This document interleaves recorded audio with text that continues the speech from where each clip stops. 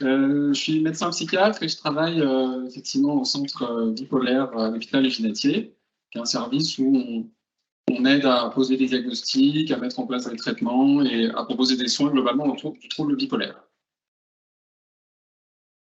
Alors, la première question à se poser, c'est qu'est-ce que l'humeur? Essayez de vous maintenir réveillé pendant cet horaire de la sieste. Est-ce que vous sauriez définir l'humeur? C'est quoi l'humeur?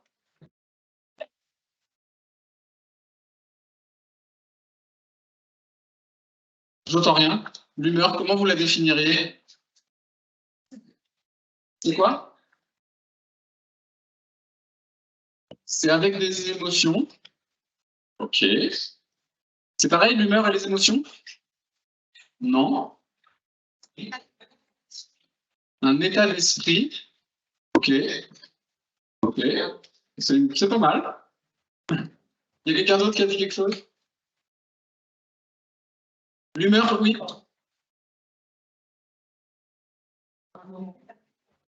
L'état dans lequel on se sent à un moment donné. L'humeur, c'est quelque chose qui se mesure sur plusieurs minutes, plusieurs heures, plusieurs jours, plusieurs semaines. Minutes, heures, jours, semaines, l'instant. C'est intéressant, les gens ne sont pas d'accord. Donc, l'humeur, c'est quelque chose qui se mesure quand même plutôt sur plusieurs jours, plusieurs semaines. C'est quand même quelque chose sur du moyen long terme. C'est difficile à définir l'humeur, c'est un peu un état d'esprit. Il y a une définition que j'aime bien qui est de Jean Delay. Il dit que c'est une disposition affective fondamentale qui oscille entre les deux pôles qui sont le plaisir ou la douleur. C'est un peu comme le thermostat d'une chaudière. Tant que c'est bien réglé, on ne voit pas que c'est là. Puis quand il se met à faire beaucoup trop chaud, comme ici par exemple, vous voyez, ça influe sur tout le reste. Ça nous rend tout moite, on a du mal à se concentrer, on n'a pas envie de faire la sieste.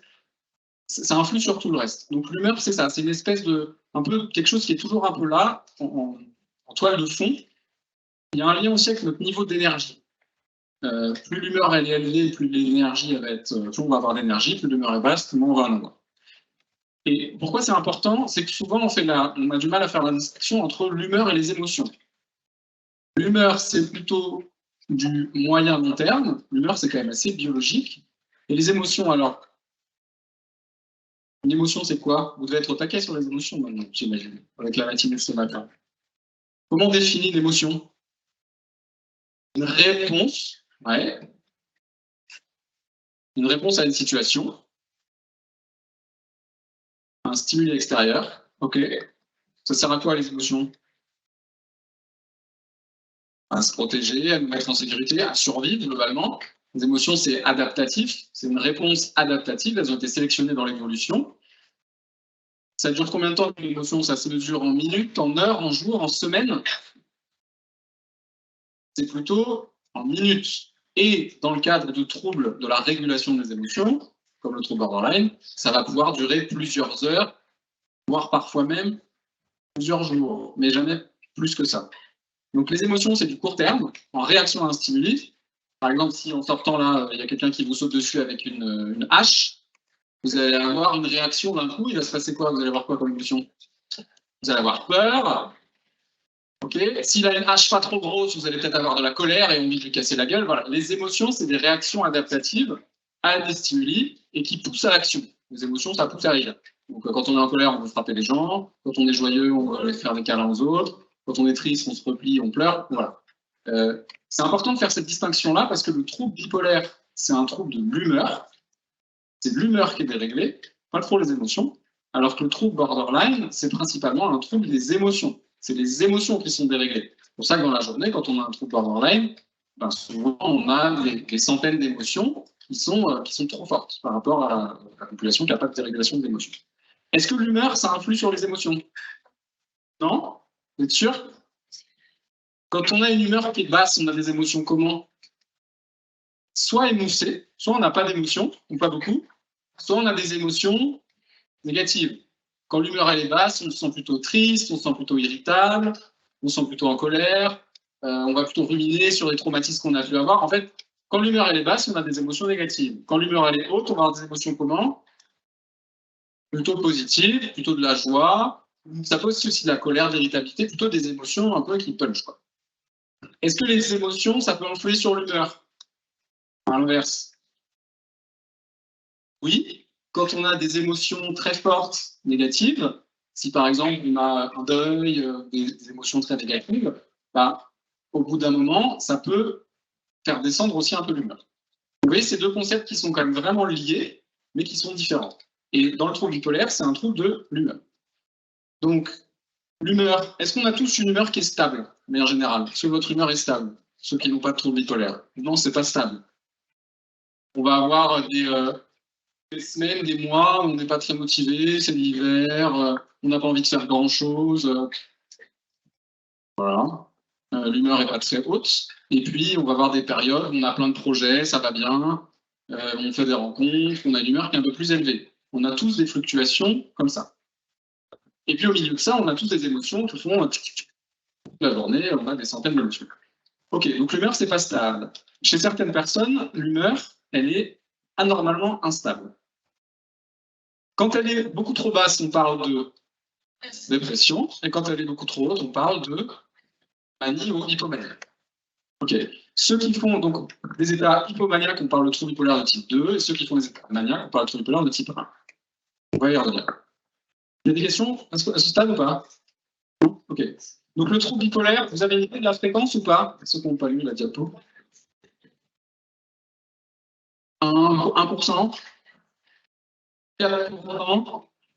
C'est entre 1 et 2% de la population. Ça veut dire que sur 50 personnes que vous connaissez, il y en a une qui a potentiellement un trouble bipolaire. Comment? Si peu? C'est beaucoup quand même. Hein? Non? On parle de trouble bipolaire, c'est-à-dire un trouble avec des critères diagnostiques. C'est 1-2% de la population. C'est quand même un trouble fréquent. Ça fait à peu près 600 000 personnes en France. Ça fait quand le trouble bipolaire? Ouais. Enfin, est-ce qu'on peut avoir un trouble bipolaire à 12 ans? Oui, tout à fait. Oui. Non, les chiffres de l'OMS, c'est à peu près 0,6 trouble bipolaire type, 0,6 trouble bipolaire type 2, 0,4 trouble bipolaire type 1, et puis 1% non spécifié. Ces chiffres, ils sont stables depuis des centaines, des milliers d'années. Le trouble bipolaire, c'est un trouble qui est stable. Il y a toujours la même prévalence dans tous les pays du monde. Ça augmente pas, ça ne diminue pas. Alors, il y a peut-être des fois des erreurs diagnostiques, mais globalement, c'est toujours à peu près la même chose en termes de prévalence. Ce qui est sûr, c'est que c'est sous-diagnostiqué. Pardon? Type 1 que de type 2? Il y a plus de bipolaire type 2 que type 1. Type 1, c'est les états maniaques, type 2, état hypomaniaque. Donc ça commence en général, adolescence, 18-24 ans. Souvent, ça commence par des prodromes, c'est-à-dire que ce n'est pas forcément des vraies dépressions dans l'adolescence, mais ça va être plusieurs jours qui ressemblent à de la dépression, mais sans pour autant que ce soit un vrai épisode dépressif. Quelques jours qui ressemblent un peu à de l'hypomanie, sans pour autant que ce soit vraiment de l'hypomanie ou de la manie. Et petit à petit, les symptômes s'installent et les épisodes apparaissent. Pourquoi est-ce que ça met du temps à être diagnostiqué? Souvent, typiquement, ça va être le jeune de 18 ans qui fait une dépression. Et on va dire, oui, mais c'est normal, il a eu une rupture amoureuse, et puis c'est la fin du lycée, ça va passer. Effectivement, ça passe, parce que les dépressions, ça passe toujours. Ça dure 3 à 6 mois, la dépression passe. Et puis 2 ans plus tard, à la fac, nouvel épisode dépressif. Oui, mais c'est normal, c'est les changements de la vie, il faut qu'il s'installe, hein, en psychologie. Et puis ça passe. Et puis ensuite, 2 ans plus tard, hop, un épisode hypomane. Où là, on se dit, bah, en fait, c'était le trouble bipolaire depuis le début. Alors, est-ce que dans tous les troubles bipolaires, on a des phases dépressives? Alors, pas forcément. Pour poser le diagnostic de trouble bipolaire, vous savez comment on pose le diagnostic de trouble bipolaire ou pas? Voilà. Et il faut en faire combien? Un seul. Il suffit de faire un épisode hypomaniaque ou maniaque pour poser le diagnostic de trouble bipolaire. C'est tout. Donc, si vous faites un épisode maniaque quand vous avez 18 ans, mais que vous n'en faites jamais d'autres dans votre vie, vous avez quand même ce diagnostic de trouble bipolaire. Oui? Maniaque. Alors, est-ce qu'il y en a qui savent la différence, maniaque et hypomaniaque? La manie, c'est vraiment quelque chose de vraiment très puissant, alors qu'on fait vraiment des trucs, comment dire, on se met énormément en danger. Oui. On a des prises de trop d'alcool, de drogue, c'est excessif. On ne fait pas attention, on fait tout sans... Est-ce que les gens entendent derrière ou pas? Alors, ce que dit Tatiana, c'est que dans l'épisode maniaque, il y a une perte de contrôle.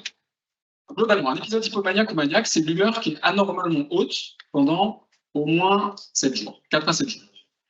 Et pendant 4 à 7 jours, l'humeur elle va être euphorique. Donc les gens ils vont être très accélérés, ils vont parler vite, ça va aller vite dans la tête, ils vont avoir plein de projets, ils vont trouver que la vie est merveilleuse, avoir besoin, voilà, recherche de sensations fortes, donc peut-être consommation de plus d'alcool, plus de toxiques, plus de dépenses, plus d'impulsivité. Ça va être des phases aussi où on va se sentir beaucoup mieux dans sa peau, on va avoir l'impression qu'on peut faire de grandes choses, par exemple. Dans l'état hypomane, ça reste gérable. Les gens qui sont hypomanes, ils sont super efficaces au travail, par exemple. Les gens, pendant 3 mois, ils vont rattraper tout le retard qu'ils ont accumulé pendant leur phase dépressive de l'hiver.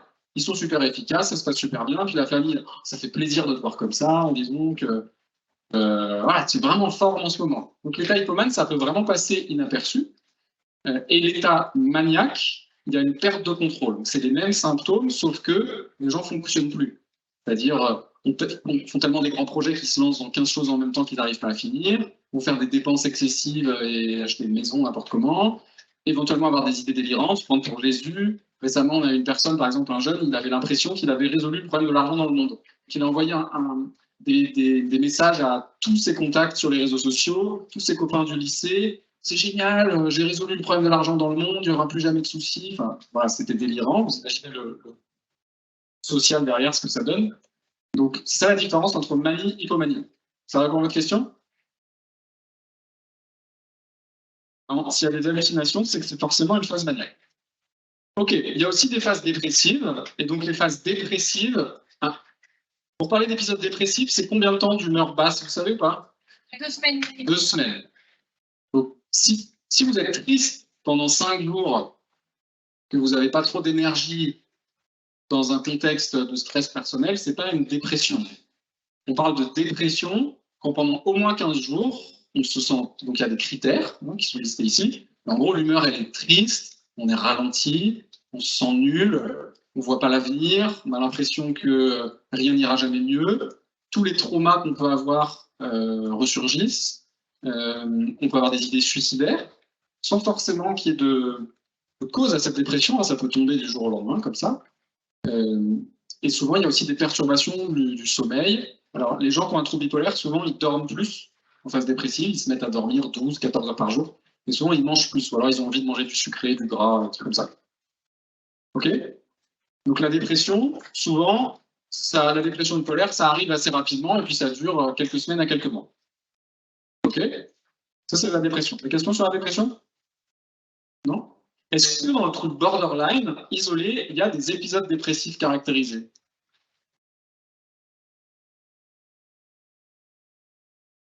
Pas forcément.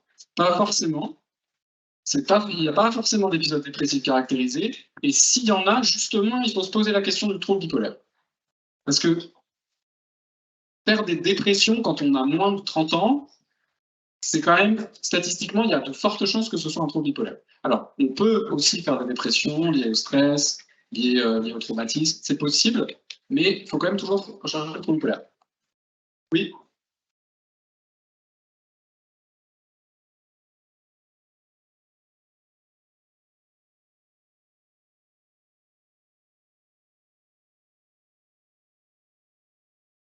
Alors, on va justement y revenir sur comment est-ce qu'on différencie les deux. Mais ouais. On en reparle juste après. Du coup, juste rapidement, le traitement en fait, ce qu'il faut retenir, c'est que dans le trouble bipolaire, il y a des médicaments qui marchent bien. Voilà, globalement. Il y a des comorbidités dans le trouble bipolaire. On a parlé du TDAH et le trouble borderline, c'est l'objet de la journée d'aujourd'hui, on le retrouve aussi souvent dans le trouble bipolaire. Est-ce que vous savez pourquoi? Vous avez une idée de combien de personnes qui ont un trouble bipolaire ont aussi un trouble borderline? Comment? Beaucoup? C'est à peu près 20% des personnes qui ont un trouble bipolaire qui ont aussi un diagnostic de trouble borderline. Alors, est-ce que vous avez une idée? Vous avez parlé un peu de la dysrégulation des émotions ce matin? Ouais. Vous avez un peu parlé de comment est-ce qu'on développe un trouble borderline. Déjà, quand on a un trouble bipolaire, en fait, on est prédisposé à développer un trouble borderline. Pourquoi? Parce que souvent, déjà, on a des antécédents familiaux. Souvent, quand on a un trouble bipolaire, on a des parents qui ont eux-mêmes un trouble bipolaire. Ça veut dire qu'on peut avoir un père, une mère, qui vont, par exemple, alterner entre des périodes de profonde dépression où ils ne s'occupent pas de vous, et puis des périodes de surinvestissement parce qu'ils sont en phase hypomaniaque et tout d'un coup, ils ne vous lâchent plus. Donc ça peut créer des attachements insécures. On peut avoir des parents qui vont avoir des consommations d'alcool, des consommations toxiques, qui vont être violents. Bref, on a une espèce de prédisposition à être dans un environnement quand même pas super validant émotionnellement. Ça va ça? Ça, c'est un premier facteur de risque. Ensuite, quand on a un trouble bipolaire, biologiquement, dès la naissance, alors ce qu'il faut retenir, c'est que le trouble bipolaire, c'est biologique, hein, c'est génétique, en gros. Il y a des gens qui ont des problèmes au genou, il y a des gens qui ont des ulcères à l'estomac, il y a des gens qui ont du trouble bipolaire. C'est purement génétique, biologique. Comme ça. Oui. On peut le développer autrement. Comment? On peut le développer autrement. Est-ce que ça peut se dire dans l'adolescence? Oui, le trouble bipolaire, il peut se déclencher à l'adolescence, à l'âge adulte, mais on a une prédisposition, en gros, génétique à le faire, quoi. Pour avoir un trouble bipolaire, il faut que ce soit génétiquement ouais. obligatoire. Ouais.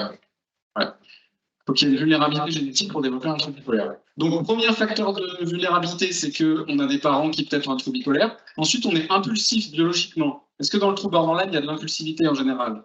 Oui, on est d'accord.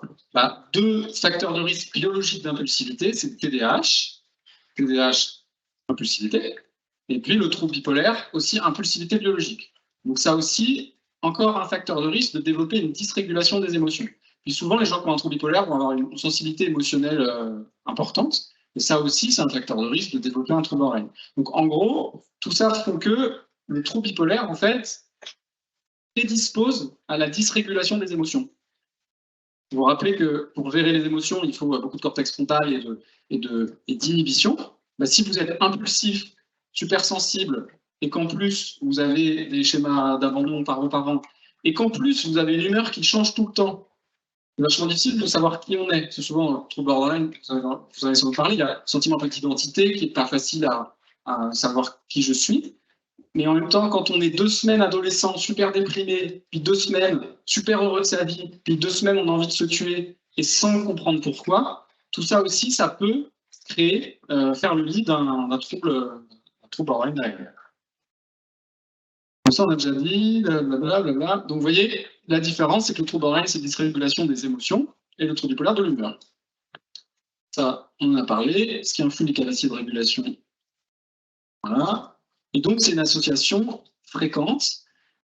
Alors, souvent, les gens qui ont un trouble bipolaire ont une dysrégulation des émotions associée, mais sans forcément que ça aille jusqu'au trouble borderline.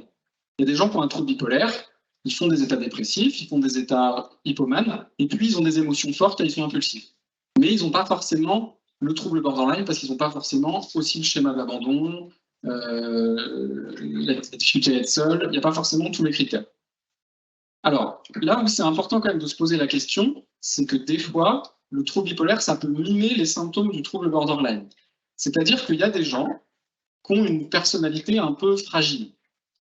C'est-à-dire qu'ils ont une vulnérabilité à l'abandon, au rejet, ils ont une histoire de vie difficile, mais quand ils ne sont pas déprimés, ils ne sont pas borderline. C'est-à-dire qu'ils arrivent à compenser. Ils arrivent à avoir des ressources positives, ils arrivent à gérer leur vie, ils arrivent à gérer leurs émotions à peu près. Et puis, parfois, ils font des épisodes dépressifs qui peuvent durer plusieurs mois. Et là, pendant ces épisodes dépressifs, je ne sais pas si vous avez remarqué ceux qui ont déjà vécu une dépression, mais quand on fait une dépression, souvent, en fait, toutes les défenses s'effondrent, quoi.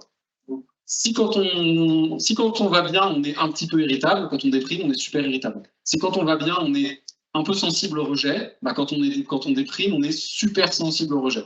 C'est des choses qui finalement vont exploser avec la dépression. Et du coup, il y a des gens, si on les voit en phase dépressive, ils ont tous les critères du trouble borderline, ils ont l'air d'avoir un trouble borderline, mais c'est juste lié au fait que leur humeur décompense leur personnalité. Vous voyez ce que je veux dire ou pas? Donc, c'est pour ça qu'on dit qu'il ne faut jamais poser un diagnostic de trouble borderline sur une seule consultation. Parce que si vous voyez quelqu'un, si un jour vous allez voir votre médecin, mais en fait vous êtes super déprimé, à ce moment-là, vous détestez, et puis vous vous sentez vide, et puis vous imaginez que la vie n'a pas de sens et que personne ne vous aime, peut-être que c'est juste que vous êtes dans un état dépressif et qu'une fois que cet état dépressif passe, il n'y a plus le trouble borderline. Donc, du coup, on peut confondre les deux. Et puis, ce qui peut se passer aussi, c'est que souvent les deux sont associés. Donc, il y a des gens qui ont un trouble borderline et qui, en plus, font des épisodes hypomaniaques et font des dépressions. Okay, ça, c'est fréquent. Et comment on se sent dans les phases hypomanes? Il y en a qui ont déjà vécu ça? Les phases hypomaniaques, ça, en général, on se sent comment?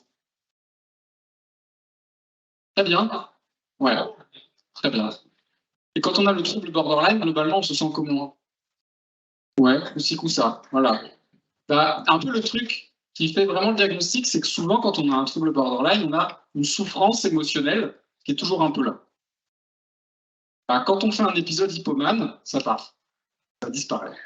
Et ça, c'est pas le trouble, ça c'est le trouble bipolaire qui est associé au trouble borderline. Enfin, je sais pas dans votre cas, mais je généralise, mais c'est souvent, en tout cas, le fait, si on a des personnes qui ont un trouble borderline et puis qui disent, mais moi, il y a des moments, il y a des semaines où en fait, je suis plus borderline, tout va bien. En fait, je me dis que je change de regard sur ma vie, je change de regard sur mes traumatismes. Certes, il m'arrivait des trucs horribles, mais en fait, ça va, je fais plein de trucs. Ben, ça, associé à d'autres signes, quand même, il faut vraiment se poser la question, est-ce qu'il n'y a pas aussi un trouble bipolaire associé? Ça, c'est important parce que, pourquoi c'est important de dépister le trouble bipolaire? Parce qu'en fait, ça se traite avec des médicaments. Et donc, si on veut faire la psychothérapie super, la TCD qu'on vous a expliqué ce matin, ben, si on veut que ça marche, il faut que l'humeur soit stable. Parce que faire de la psychothérapie quand on est déprimé, c'est impossible. De toute façon, on n'arrive pas à la faire. OK? Vous avez des questions là-dessus ou pas? Oui? Oui? Alors, qu'est-ce que c'est la cyclothymie? C'est comme un trouble, je crois que c'est les phases en fait qui sont beaucoup plus éprouvées. Ouais.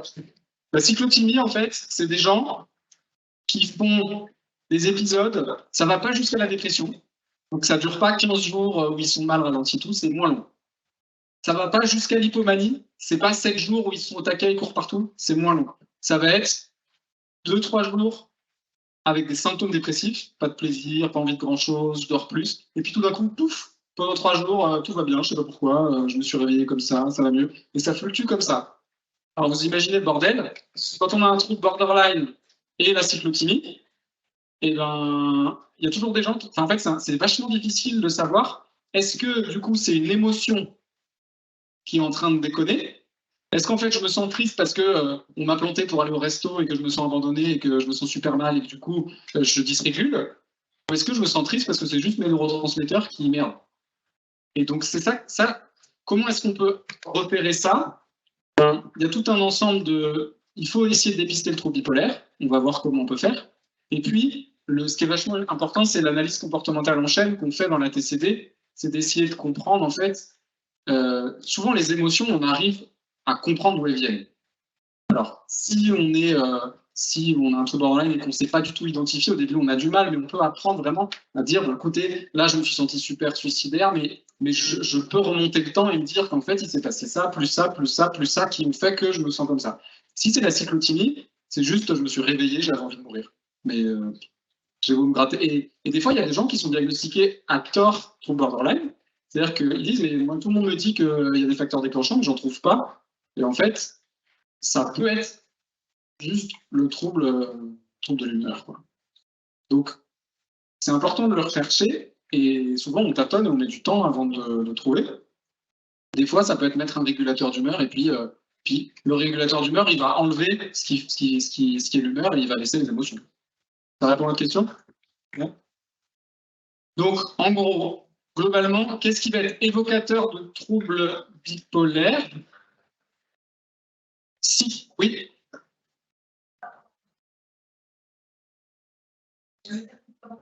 Ouais. Oui. La manie, voir des moments où la personne qui s'en va bien. Ah oui. Oui, sauf que les épisodes maniaques, en général, on n'a pas de mal à les diagnostiquer. Parce que si quelqu'un fait un état maniaque et se balade avec une hache pensant qu'il doit sauver l'humanité, ben, on va vite le diagnostiquer bipolaire. Donc du coup, on ne va pas avoir de difficulté pour poser le diagnostic. Je pense que ça... Du coup, on a moins de difficultés à diagnostiquer les types 1 que les types 2 qui sont plus discrets. Ok ? En tout cas, voilà, qu'est-ce qui va être chez quelqu'un qui fait des dépressions, qui a un truc borderline ou qu'on n'a pas. En tout cas, si la question aujourd'hui c'est le trouble borderline, les gens qui ont un trouble borderline et qui font des dépressions récurrentes, on essaie de voir est-ce qu'il y a des symptômes qui pourraient faire penser au trouble bipolaire.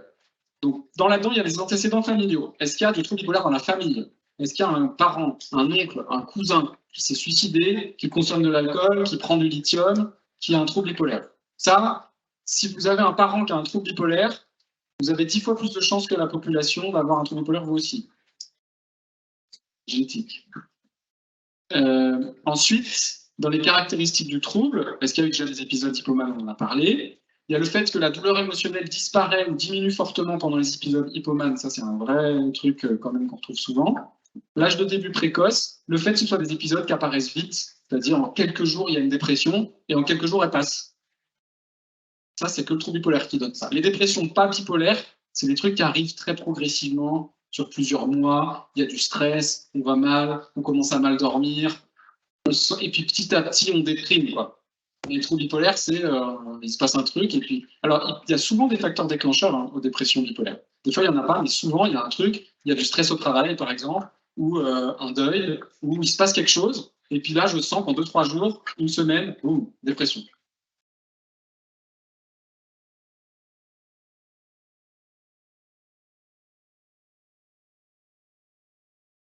Oui.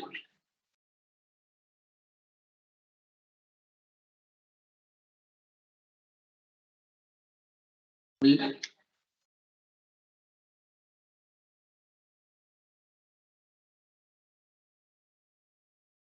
Ok. Et oui, vous avez raison.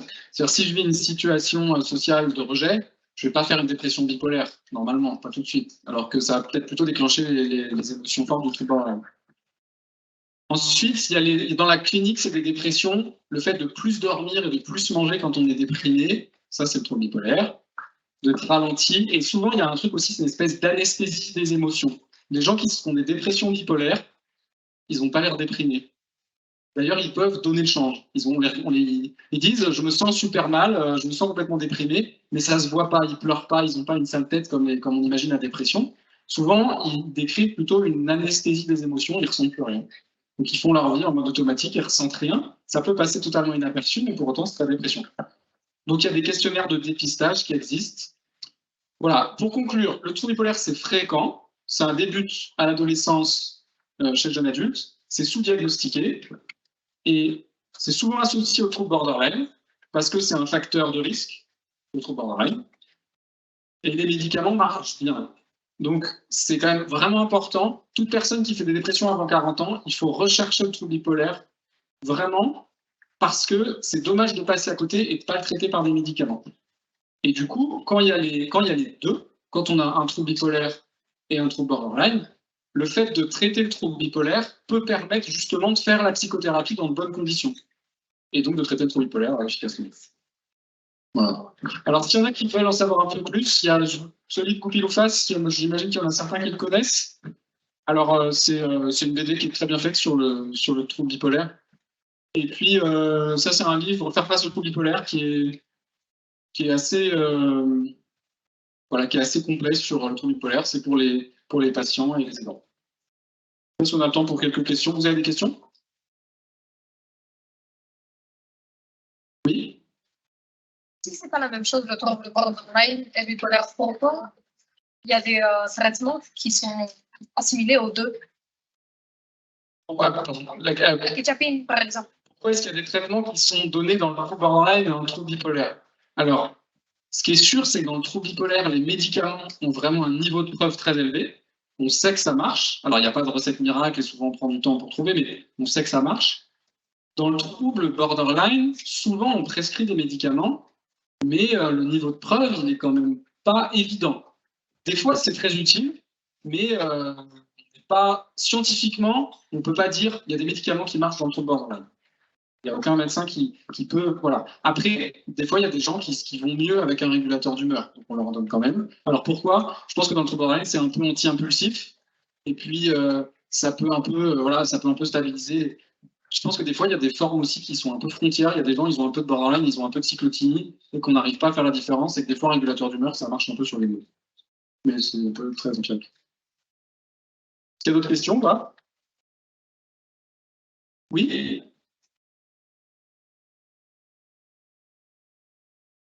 Pourquoi est-ce qu'on peut donner des antipsychotiques? Alors, dans le trouble borderline, dans le trouble bipolaire, il y a 3 classes de médicaments, de régulateurs d'humeur. Il y a le lithium, il y a les antiépileptiques, et puis il y a les antipsychotiques. Donc les antipsychotiques, c'est la Medify, la kétiapine. En fait, on s'est rendu compte que ça marchait. Alors, à la base, c'est des médicaments de la schizophrénie. Et je ne sais pas pourquoi, ça marche aussi sur les phases maniaques et hypomaniaques, même s'il n'y a pas de délire. Après, ça dépend des gens. Il y a des gens qui tolèrent très bien. Il y a des gens, par exemple, qui vont avoir 600 mg de kétiapine. Ils vont dormir pendant 5 jours si on leur donne ça. Et d'autres, ils vont juste bien. Donc, il y a une variabilité interindividuelle. Et souvent, les traitements du trouble bipolaire, en fait, on tâtonne un peu. On essaye là, ça marche super dès le début. Ça marche pas, on essaye un autre. On finit par trouver. Mais il y a une variable. Pourquoi est-ce que l'antipsychotique, ça marche exactement sur le plan neurologique? Je ne sais pas. Ils ont fait des études, ils ont montré que ça marchait. Voilà, je ne suis pas un grand scientifique. Est-ce qu'on fait une dernière? Oui. Il y a un micro qui arrive. Mais parce que du coup, le trouble bipolaire, c'est forcément une altération de la réalité. Forcément une altération de la réalité? Oui. Parce que par exemple, schizophrène, je sais que c'est. Non. Non. Enfin, ça dépend de son impact. Dans le trouble bipolaire, on peut avoir, dans certains cas, des hallucinations ou des délires. Ça va être dans des phases maniaques, par exemple, très fortes, où les gens ils vont avoir l'impression d'entendre Jésus qui leur parle, ou alors d'être Bill Gates et d'entendre des investisseurs qui leur demandent. Enfin, on peut avoir des délires. Ça s'appelle les manies délirantes. Ça existe, mais ça va être que quand on est au plus haut de la manie ou au plus bas de la dépression. Et entre-temps, les gens qui ont un trouble bipolaire, les 1 à 2% de la population qui ont un trouble bipolaire, dans l'immense majorité des cas, ils travaillent, ils ont une vie. Tous les 5 à 10 ans, des fois, ils font un épisode, mais ça passe. Voilà, c'est des gens qui sont. Alors que la schizophrénie, c'est un trouble où il y a toujours quand même un peu. Oui, ça il y a toujours un petit peu des altérations, des interactions avec les autres. C'est plus. Les délires vont être plus chroniques. Donc il peut y avoir des délires dans le trouble bipolaire, mais c'est vraiment rare et puis ça passe. Et pourquoi des antiépileptiques? Je peux vous dire que par exemple, ça stabilise la membrane des neurones. Ça va interagir avec le GABA, qui est un neurotransmetteur du cerveau qui va réguler tout un tas de trucs. Voilà. Ça marche.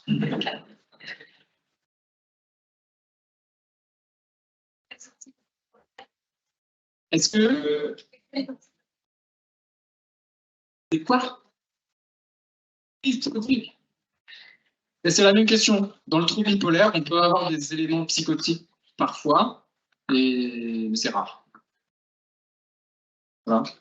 Ça s'arrête là? Une dernière question? Ça s'arrête là? Ouais, Allez. merci. Merci à tous.